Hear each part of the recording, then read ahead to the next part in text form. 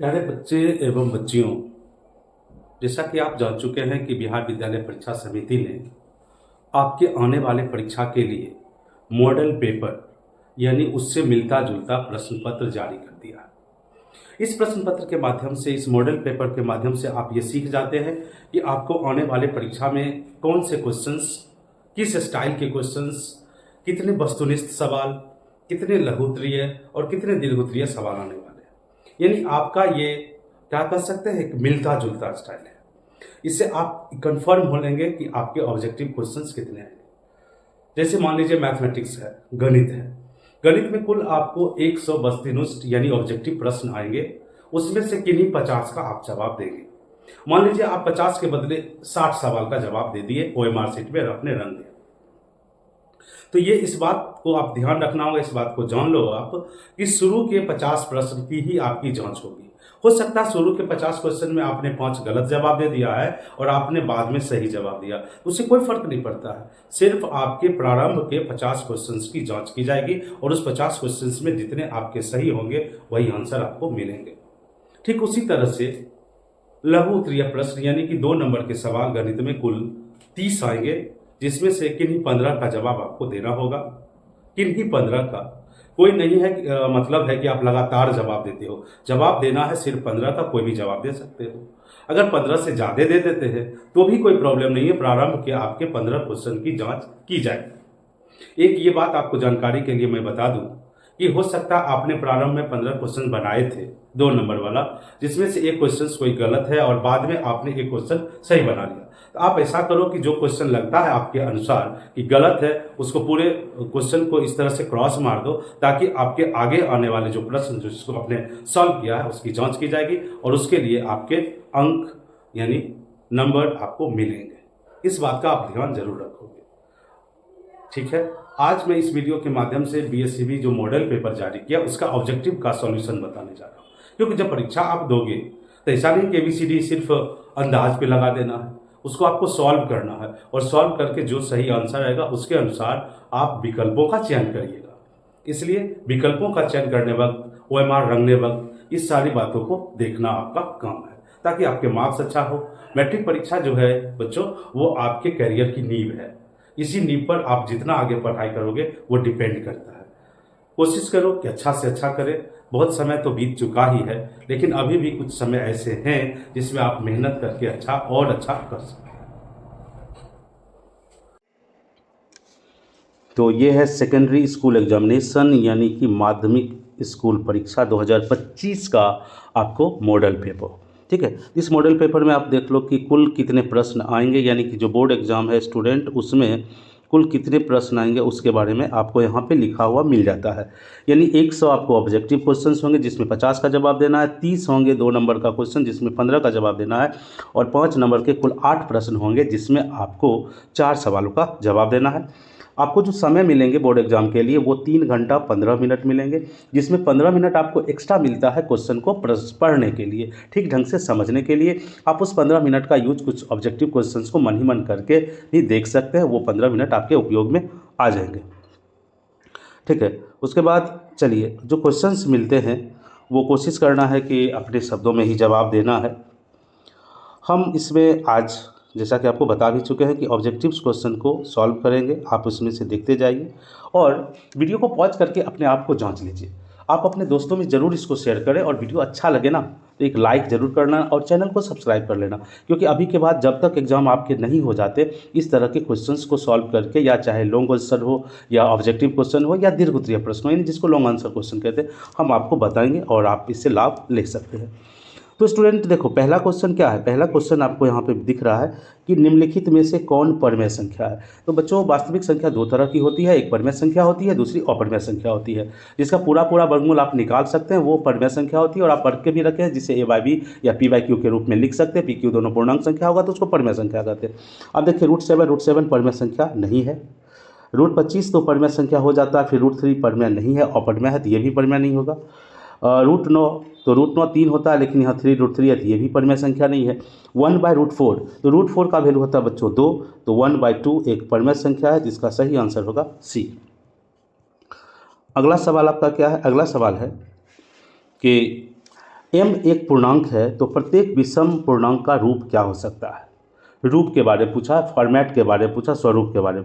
देखो बच्चों, जब m कोई पूर्णांक संख्या है तो उसमें आप जब 2 से गुना कर दोगे ना तो वो हो जाएगा सम संख्या।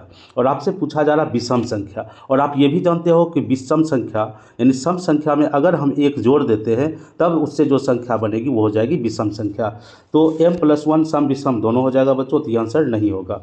m तो आपको पूर्णांक कहा है, पूर्णांक सम और विषम दोनों होती है, तो ये भी आंसर नहीं होगा। 2m बच्चों एक सम संख्या होगी, तो आपसे पूछा जा रहा विषम संख्या, ये भी आंसर नहीं होगी, आंसर आपका डी होगा।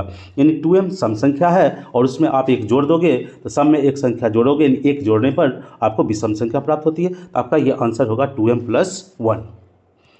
अगला सवाल स्टूडेंट है आपका कि निम्नलिखित में से किसका दशमलव प्रसार शांत होता है। बच्चों, इससे आपके लघुत्तरीय प्रश्न भी आते हैं, साबित करें कि इसका दशमलव प्रसार शांत है या अशांत है। आप इसमें जानते होंगे या जान लो कि दशमलव प्रसार शांत कब होता है। अगर किसी भिन्न का हर 2 का पावर m इंटू 5 का पावर n के रूप का है तब वो दशमलव प्रसार शांत होता है। तो ऐसा करने के लिए जैसे कि आप 23 को करोगे तो इसमें 2 छुपा हुआ नहीं है, 5 भी छुपा हुआ नहीं है, इसमें 5 तो है बच्चों लेकिन 2 नहीं है, तो ये भी नहीं होगा क्योंकि इसमें 3 आ जाता है। रही बात 91 में भी नहीं होगा। 80 जो है, 80 को बच्चों क्या लिख सकते हैं 16 गुने 5, और 16 को क्या लिख सकते हैं 2 का पावर 4 गुने 5। तो ये इस स्वरूप का है 2 का पावर m गुना 5 का पावर n के रूप में। तो ये इसका जो दशमलव प्रसार होगा बच्चों वो शांत होगा। तो इसका सही आंसर होगा 17/80 यानी ऑप्शन नंबर सी। अगला क्वेश्चन देख लो बच्चों, क्वेश्चन नंबर 4। यह एक अपरिमेय संख्या है जो आवर्त में लिखा हुआ है, यानी जिसको रेकरिंग कहते हैं। 0.87 है, 7 पर रेकरिंग है। इसका मतलब बच्चों क्या होता है कि 0.8777 लगातार आता जा रहा है। अब आपको अगर नहीं आता है ना तो एक उपाय और है, थोड़ा सा ट्रिक लगाना होगा कि किस में भाग देने पर लगातार 8 के बाद 7 आना लगेगा, तो वो आंसर आप लिख सकते हैं। या मैं आपको एक ट्रिक देता हूं, जैसा कि आप क्लास 10th में पढ़े भी होंगे। एक ट्रिक मैं ये दे रहा हूं आपको इस क्वेश्चन के लिए कि 7 पर रेकरिंग है, तो आप क्या करो इसको कि पॉइंट जो है इस 87 लिख लो और उसमें से उतना माइनस कर लो जितना पर रेकरिंग नहीं है। आप 8 पर रेकरिंग नहीं है, 8 पर आवर्त नहीं है, तो 8 इसमें से माइनस कर लो। और नीचे भाग कितना से देना, ध्यान से सुना स्टूडेंट, भाग कितना से देना है।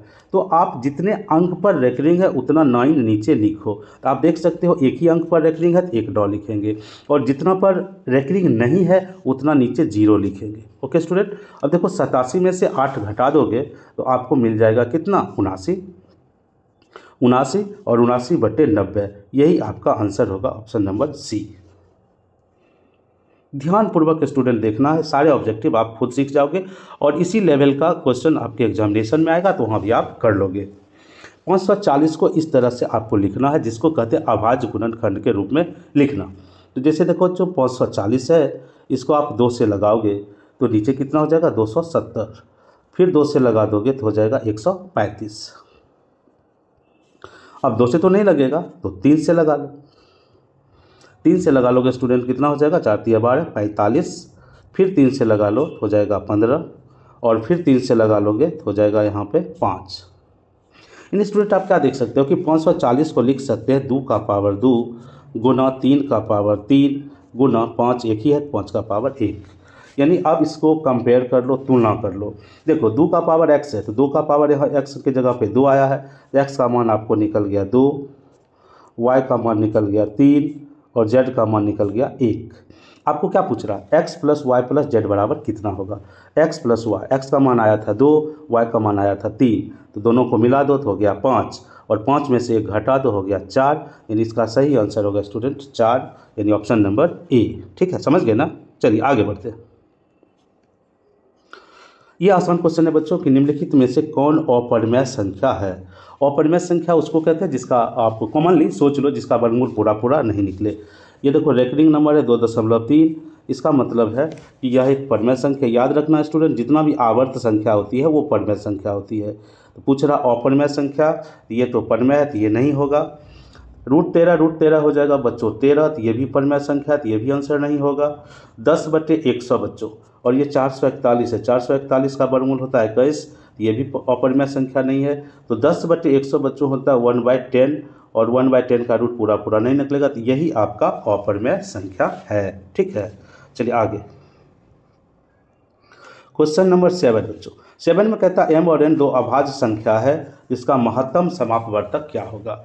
याद रखना स्टूडेंट कि जब भी दो अभाज्य संख्याएं होगी तो उसका महत्तम समापवर्तक 1 होगा। जब भी दो अभाज्य संख्याएं स्टूडेंट होगी तो उसका महत्तम समापवर्तक 1 होगा, जबकि लघुत्तम समापवर्तक पूछा जाता तो m इंटू n होता। ठीक है, इसका आंसर होगा बी। क्वेश्चन नंबर 8 ये बच्चों पढ़े होंगे। दो संख्याओं का गुणनफल 2366 है और उसका लघुत्तम समावर्तक 182 है, तो महत्तम समावर्तक क्या होगा। आप वीडियो को पॉज करिए और आंसर निकालिए, कॉपी और पेन रखिए, उससे आंसर निकालिए, उसके बाद फिर हम जो बताएंगे उसको भी देख लीजिए। तो गुणनफल है 2366, लघुत्तम दिया हुआ 182, महत्तम पूछा जा रहा है। तो बच्चों दो संख्याओं का गुणनफल बराबर होता है LCM गुना HCF यानी महत्तम समावर्तक, और ये मिल करके आपको दिया है 2366। तो पूछ रहा आपका कि HCF कितना होगा, तो 2366 में भाग दे दो आपको लघुत्तम से 182 से।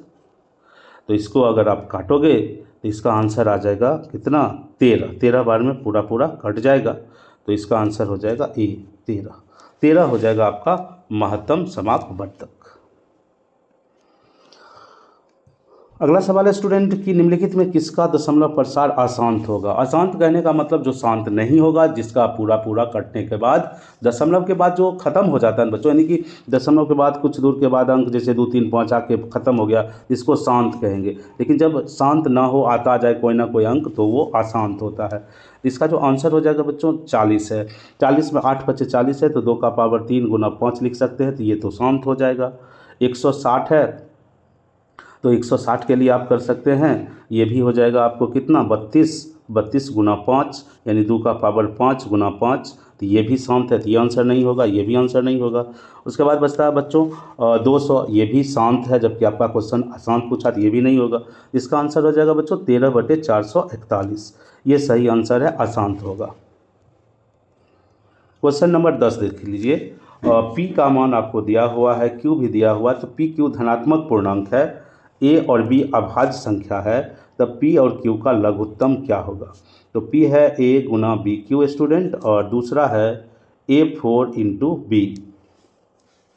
तो ए में बच्चों देखो, ए में अधिकतम पावर जो है रहता है ना, वही आपका लघुत्तम में जाता है। ए का पावर 1 है यहाँ पे, और यहाँ पे ए का पावर 4 है, इसलिए लघुत्तम में जाएगा ए का पावर 4। अब बी को देखो, बी पर यहाँ का पावर 3 है और यहाँ बी का पावर 1 है, तो 3 और 1 में ज़्यादा है 3, तो बी क्यू जाएगा लघुत्तम में बच्चों। तो इसका जो लघुत्तम होगा वो होगा ए का पावर 4 इंटू बी का पावर 3। तो जो ऑप्शन नंबर सी में है यही आपका सही आंसर है।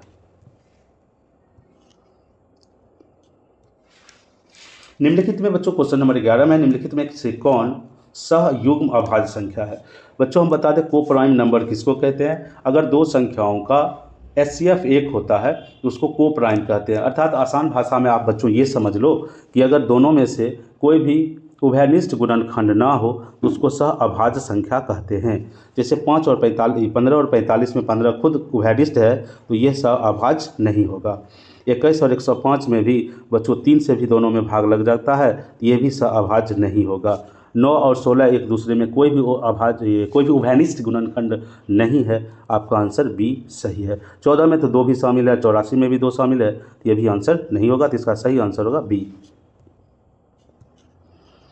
क्वेश्चन नंबर 12, इसको पी और क्यू के रूप में लिखा जा सकता है। तो सीधे बच्चों है, दशमलव के बाद हटा दो, 3125 है, और उसको आप 1 2 3 4 जीरो से डिवाइड कर दोगे, तो जो आंसर आएगा वो काट करके 5 से आप काटोगे, तो काट करके जो आंसर इसका आएगा वो आएगा 5/8। आप भाग दे लोगे तो भाग देते देते आपको मिल जाएगा 125 यहाँ आएगा। जब 125 यहाँ आएगा तो यहाँ पे आ जाना चाहिए 400।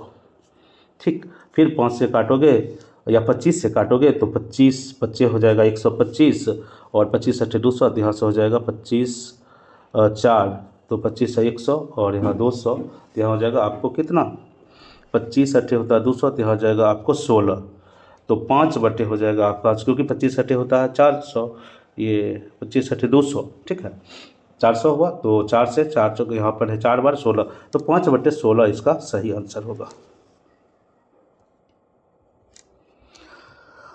क्वेश्चन नंबर 13 बच्चों, निम्नलिखित में कौन सा बहुपद है?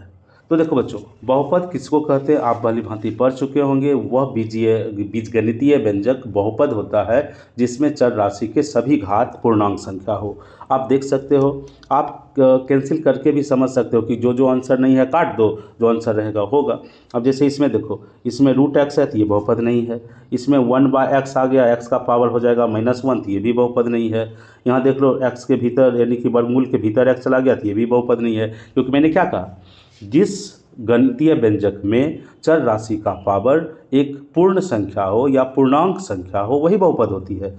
और इसमें देखो, सब में x का पावर पूरा पूरा, इसमें 3 है, इसमें 2 है, और 121 का तो 11 भी बाहर आ जाएगा, तो यह एक बहुपद है। क्वेश्चन नंबर 14 नंबर, बहुपद का घात क्या है? इसका देखो बच्चों, गलत नहीं करना, परीक्षा में ऐसे सवाल आते हैं, इसलिए मॉडल पेपर भी है। आप x+3 का होल स्क्वायर कर दो तो क्या हो जाएगा, x² + 2ab करोगे तो 6x + 3, और इसको गुना करना है x³ - 8 से, तो अधिकतम पावर यहाँ आएगा जब x² को x³ से गुना करोगे तब। यानी x का पावर 2 है और यहाँ x का पावर 3 है, गुना में बच्चों पावर जुड़ जाता है, तो 2 + 3 मिलके कितना हो जाएगा, 5। यानी कि जब हम गुना कर लेंगे तो इसका जो बहुपद आएगा उसमें अधिकतम पावर आएगा 5, और आपको जानना होगा कि जो अधिकतम पावर होता है बच्चों वही बहुपद का घात होता है। इसमें आएगा 2 + 3 = 5, इसलिए बहुपद का घात होगा बच्चों 5। ऑप्शन नंबर बी इसका सही है। क्वेश्चन नंबर 15 में देख लो, एक बहुपद दिया हुआ है, इसके शून्यक क्या है? शून्यक बच्चों वो होता है जो बहुपद को शून्य कर देता है, बहुपद को 0 कर देता है। तो 2x² यानी 2x² बराबर होगा 6, तो फिर x² निकालोगे तो 6/2 यानी 3, और जब x² बराबर 3 होगा बच्चों तो x का मान एक होगा √3, एक होगा -√3, दो मान इस द्विघात समीकरण के हल होंगे, यानी इसका शून्यक होगा √3 और -√3। ऑप्शन नंबर ए इसका सही आंसर है। फिर दोहरा देता हूँ आपको कि आप भूलना नहीं, अपने दोस्तों को, अपने फ्रेंड को ज़रूर शेयर करना। क्वेश्चन नंबर 16, एक बहुपद बच्चों दिया हुआ है और कह रहा है p माने पॉलिनोमियल का पहला अक्षर p है, इसलिए इसे बहुपद कहा जाता है, और p2 पूछा जा रहा है आपको। यानी p2 का मान क्या होगा, मतलब हुआ x के जगह पर आप 2 रख दो, और x के जगह पे 2 रखने से जो बहुपद का मान होगा वही आपका यहाँ पे सवाल है कि px 2x² - 8x - 12 है, तो p2 का मान क्या होगा, तो 2 × 2 का पावर 2 -8 × 2 -12, तो 2 × 2 का पावर 2 हो गया 4, -8 दूनी 16, और 2 का ये 12 यहाँ पर, यानी 2 दूनी चौका हो जाएगा बच्चों 8, 8 - 16 12 28, 8 में जब 28 आप घटाओगे तो कितना आएगा, -20। इसका सही आंसर होगा बच्चों -20, यानी ऑप्शन नंबर बी। आप वीडियो को पॉज करके ठीक से समझ लेना, कमेंट करके ज़रूर बताना। अगर आपको लगता है कोई क्वेश्चन आपको समझ में नहीं आया हो तो वो क्वेश्चन हमको आप कमेंट करके पूछ सकते हैं। क्वेश्चन नंबर 17, यदि बहुपद के शून्यक एक दूसरे के व्युत्क्रम हो तो के का मान होगा। ये 4 विकल्प है, 4 विकल्प में से कोई एक विकल्प सही होगा। बच्चों देखो, शून्यक दिया हुआ है, शून्यक एक दूसरे के व्युत्क्रम है, यानी अगर एक शून्यक अल्फा होगा बच्चों तो उसका व्युत्क्रम होता है 1/α, क्योंकि प्रश्न कह रहा है बच्चों कि शून्यक एक दूसरे के व्युत्क्रम यानी उल्टा है। जैसे 2 का व्युत्क्रम 1/2 और 1/2 का व्युत्क्रम 2 होता है, ठीक उसी तरह से अगर एक मूल है, एक शून्यक है अल्फा तो दूसरा होगा 1/α, और शून्यकों का गुणनफल बच्चों होता है -c/a, यानी यहाँ से -k, c/a होता है लेकिन माइनस पहले से लगा हुआ है, तो -k और a का मतलब 3, ये तो अल्फा अल्फा कट जाएगा आपका, तो बाईं तरफ होगा 1, 1 बराबर -k/3, तो -k/3 होगा 1, तो k बराबर हो जाएगा, यानी -k बराबर 1 × 3 3, k बराबर -3, यानी k का मान होगा बच्चों आपका -3। इसका सही आंसर होगा डी, यानी 17 का आंसर हो जाएगा आपको डी।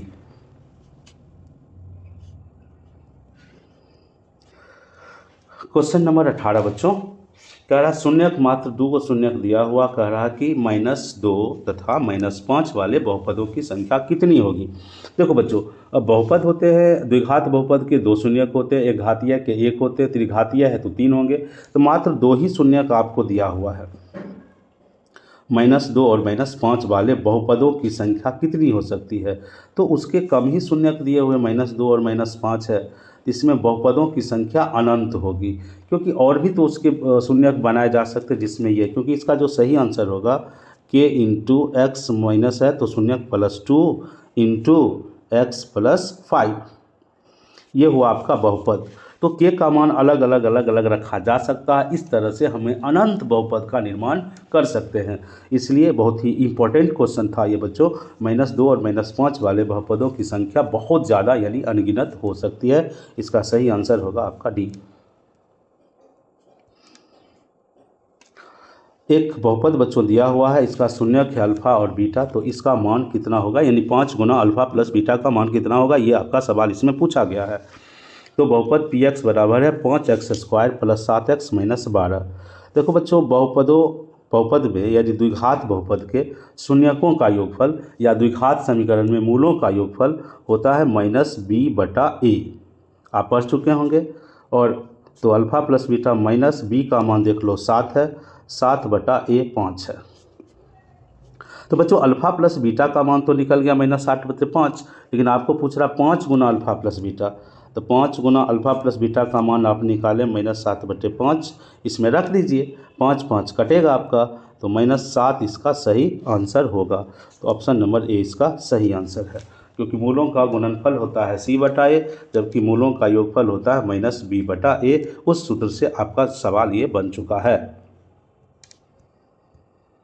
क्वेश्चन नंबर बच्चों 20, ये है त्रिघात बहुपद। त्रिघात बहुपद के 3 शून्यक होते हैं और उसमें सूत्र आप जरूर याद रखो, इससे रिलेटेड क्वेश्चन निश्चित रूप से आपके आने वाले परीक्षा में आएंगे। पहला सूत्र ये कि alpha plus beta plus gamma -b/a होता है। दूसरा सूत्र alpha plus beta, beta plus gamma, gamma plus alpha होता है आपका c/a। और लास्ट में alpha into beta into gamma होता है बच्चों -d/a। आपको ये भी बता दूं बच्चों कि b होता है यहाँ पर x² का गुणांक, c होता है x का गुणांक, d होता है अचर पद। तो यहाँ आंसर होगा आपका -d/a, यानी ऑप्शन नंबर डी इसका सही है बच्चों, -d/a। क्वेश्चन नंबर 21 की ओर हम बढ़ चले हैं। देखो बच्चों, जितना भी रैखिक समीकरण होता है वो सरल रेखा को प्रदर्शित करता है। आप ये जानते हैं कि आलेख विधि से 2 समीकरण को हल करने का सवाल भी आपके परीक्षा में आते हैं। तो कह रहा ये और ये रेखाएं समांतर है तो पी का मान होगा, यानी इस विकल्पों में से पी का कौन सा मान होगा, ये आपका सवाल है यहाँ पे। तो याद रखो बच्चों, इसका सबसे आसान तरीका है कि अगर 2 रेखाएं परस्पर समांतर हैं तो उसके गुणांक समानुपाती होते हैं। तो x का गुणांक पहला समीकरण में है 5, तो x का गुणांक दूसरा समीकरण में कितना है 15, बराबर पहला समीकरण में y का गुणांक है p, दूसरा में है 9। तो 5 तिहाई 15 कट गया, यानी कि अब आया आपका 1/3 बराबर p/9। 9 तिरछा तिरछी गुना हम कर देंगे बच्चों, तो p गुना 3, 3p, 3p हो जाएगा आपका 9, तो p बराबर कितना हो जाएगा 9/3। तो p का मान हो जाएगा 9/3, 3 तिया कट जाएगा तो 3 इसका आंसर होगा। तो p का मान होगा 3, ऑप्शन नंबर ए।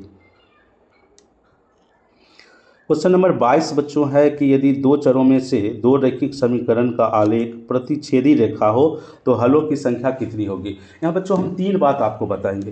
पहली बात कि अगर हम समीकरण का ग्राफ खींचते हैं और इस तरह से उसका आलेख होता है जो एक बिंदु पर कटता है, उसको कहते हैं अद्वितीय हल, और एक ही हल हुआ वो। दूसरा हल होता है कि अगर हम समीकरण खींचें और एक दूसरे पर दोनों रेखा आ गई, उसको कहते हैं संपाती, उसमें होते हैं अनगिनत हल। और तीसरा केस होता है बच्चों कि जब हम सरल रेखा खींचें दोनों समांतर रेखा आ जाती है, उसको कहते हैं अनगिनत, कोई हल नहीं। ये हो गया विरोधी युग्म। इसमें दोनों समीकरण का कोई भी हल नहीं होता है, इसमें अनगिनत हल होते हैं। और ऐसी स्थिति जब बनती है बच्चों तो इसमें अद्वितीय हल होते हैं, और इसमें सरल रेखा के जो आलेख होते हैं वो प्रतिच्छेदी होते हैं, यानी एक दूसरे को एक ही बार काटते हैं। इसका सही आंसर होगा केवल एक हल, सिर्फ एक, यानी कि ऑप्शन नंबर बी आपका सही है। क्वेश्चन नंबर 23 में बच्चों कह रहा कि इसका और इसका दो रैखिक समीकरण दिया हुआ है, दो चर वाले एक्स और वाई में, और इसमें एक्स वाई का मान क्या होगा। एक चीज़ बच्चों बता दो, यहाँ जो समीकरण है या तो आप तीन विधि जानते हैं, जो एक गुणांक को बराबर करके करते हैं वो विधि जानते हैं, या वज्र गुणनफल विधि जानते हैं, उससे आप रैखिक समीकरण हल करते हो, कर लेना। वो तो 2 नंबर के भी सवाल आते हैं और आलेख विधि से 5 नंबर के भी सवाल आते हैं। लेकिन यहाँ पर आपसे पूछा जा रहा है, छोटा सा ऑब्जेक्टिव क्वेश्चन है, तो बच्चों याद रखो, जब भी अचर राशि दोनों समीकरण में नहीं हो तब एक्स और वाई का मान 0 ही आएगा। अगर दो चर वाले रैखिक समीकरण में अगर कांस्टेंट टर्म यानी अचर पद दोनों में से किसी में ना हो तो एक्स और वाई का मान हमेशा 0 आता है, 0 आता है। इसका सही आंसर होगा x बराबर 0, y बराबर 0, और यही 23 नंबर का आपका क्वेश्चन था। अगर आप इसको 2 से समीकरण 1 को 2 से गुना करके भी घटाइएगा समीकरण 2 से, तब भी आपका x का मान 0 आएगा और y का भी मान 0 आएगा।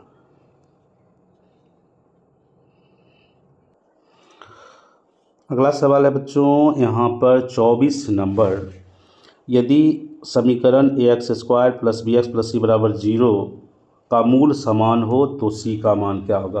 देखो बच्चों, द्विघात समीकरण में मूल की जो प्रकृति होती है, मूलों की प्रकृति, वो d यानी विवेचक या विविधकर पर निर्भर करता है। और आप जानते हैं कि d बराबर होता है b² माइनस 4ac, और जब बच्चों मूल समान होता है तो b² माइनस 4ac बराबर होता है 0, यानी यहाँ से b² का मान आएगा आपका 4ac के बराबर। और आपसे पूछा जा रहा c का मान क्या होगा, तो c बराबर होगा b² बटा 4a यानी 4a, और तभी समीकरण के यानी द्विघात समीकरण के मूल समान होंगे। तो इसका सही आंसर होगा बी, 24 का बी। अगला सवाल है 25 बच्चों, गजब है, ऐसा क्वेश्चन तो बहुत बार आया है, आप भी देखे होंगे क्वेश्चन बैंक में भी। निम्नलिखित में से कौन सा द्विघात समीकरण नहीं है, निम्नलिखित में से कौन सा समीकरण द्विघात समीकरण नहीं है। तो द्विघात समीकरण वो होता है जिसमें x² आता है, x और फिर अचर पद आता है, तो उसको हम लोग द्विघात समीकरण कहते हैं बच्चों, ठीक है, इस तरह से आएगा। तो लेकिन आप ध्यानपूर्वक देखोगे यहाँ पर कौन द्विघात समीकरण नहीं है, ये सवाल है। जब इसका आप वर्ग करोगे, जैसे पहला नंबर ऑप्शन में अगर वर्ग करोगे तो बाईं तरफ x² रहेगा, दाईं तरफ 3x² रहेगा, तो 3x² में x² घट करके भी x² जिंदा रहेगा, x² बचा रहेगा, और जब x² बचा रहेगा तो वो होगा द्विघात समीकरण। तो ये द्विघात समीकरण है। उसके बाद ये x² इधर आकर के माइनस माइनस प्लस x² हो जाएगा, यानी 2x² आ जाएगा, तो इसमें भी x² जिंदा रहेगा, तो वो भी द्विघात समीकरण है। लेकिन बच्चों जिसमें x² कट जाएगा वो द्विघात समीकरण नहीं होगा। जब इसको आप वर्ग करोगे तो √2 का वर्ग हो जाएगा 2 और x² हो जाएगा यहाँ पर a - b के होल स्क्वायर का जब सूत्र लगाओगे बच्चों आएगा 2x² माइनस 2ab से 2√2 और गुना 3 दूनी 6 √2x और प्लस 9 और बराबर में है 2x² बच्चों, तो दोनों से 2x² कट जाएगा। यही है जो द्विघात समीकरण नहीं है। और आपका सवाल भी यही पूछा गया था कि निम्नलिखित में से कौन सा द्विघात समीकरण नहीं है, तो बच्चों ऑप्शन नंबर सी इसका सही आंसर है।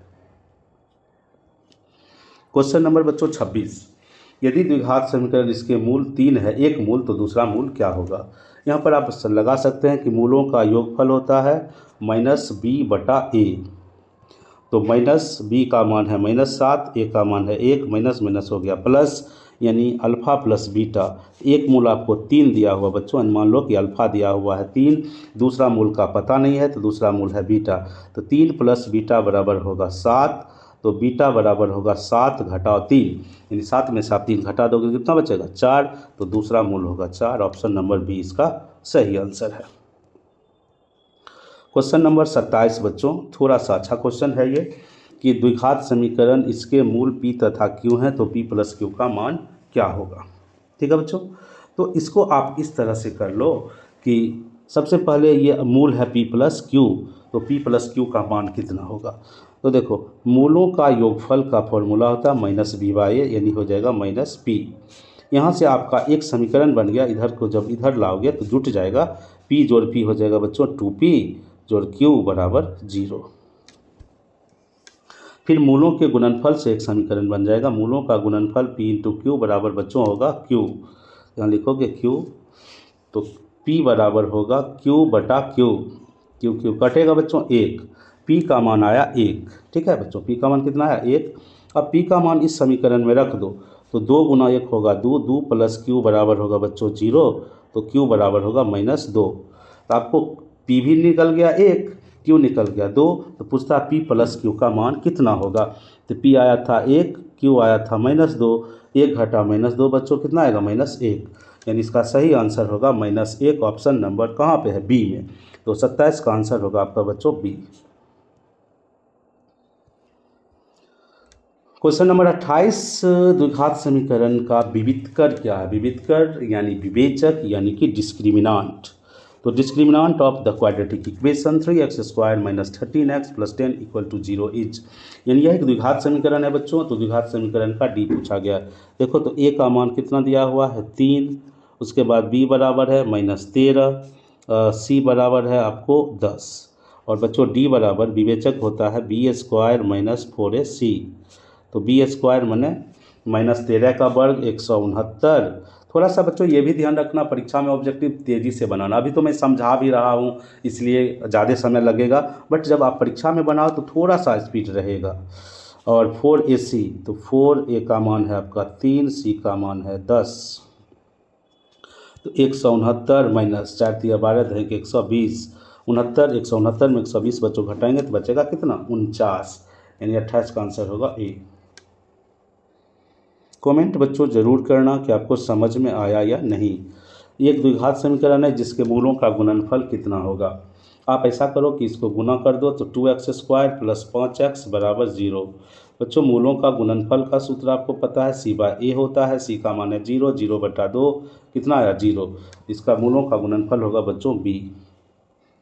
क्वेश्चन नंबर बच्चों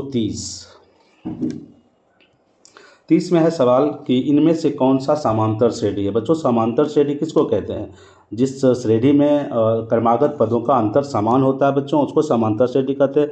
जैसे 2, 5, 8, 11 ये सब समांतर श्रेणी है बच्चों। 3-3 के अंतर से ये बढ़ रहा है। तो इसमें से देखना अंतर किसका बराबर है। ये समांतर श्रेणी नहीं है।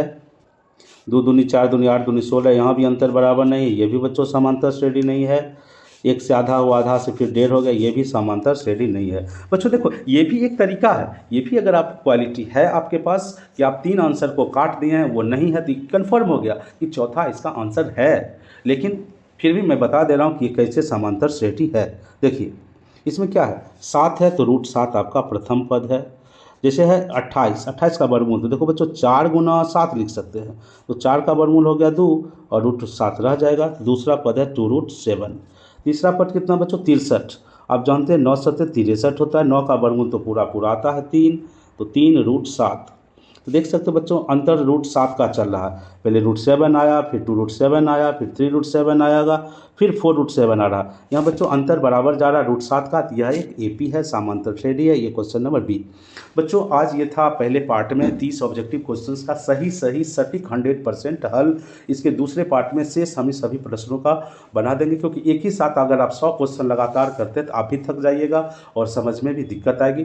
तो थोड़ी देर यानी कि ये पार्ट था, उसके बाद आप कमेंट करके बताना तुरंत दूसरा भाग जो आएगा इसका, जो नेक्स्ट 70 क्वेश्चन होंगे उसको भी हम सॉल्व करके वीडियो को प्रस्तुत कर देंगे, वीडियो को अपलोड कर देंगे। आप देख पाएंगे तो आप चैनल को जरूर सब्सक्राइब कर लेना और कमेंट जरूर करना कि आपका ये सॉल्यूशन कैसा लगा।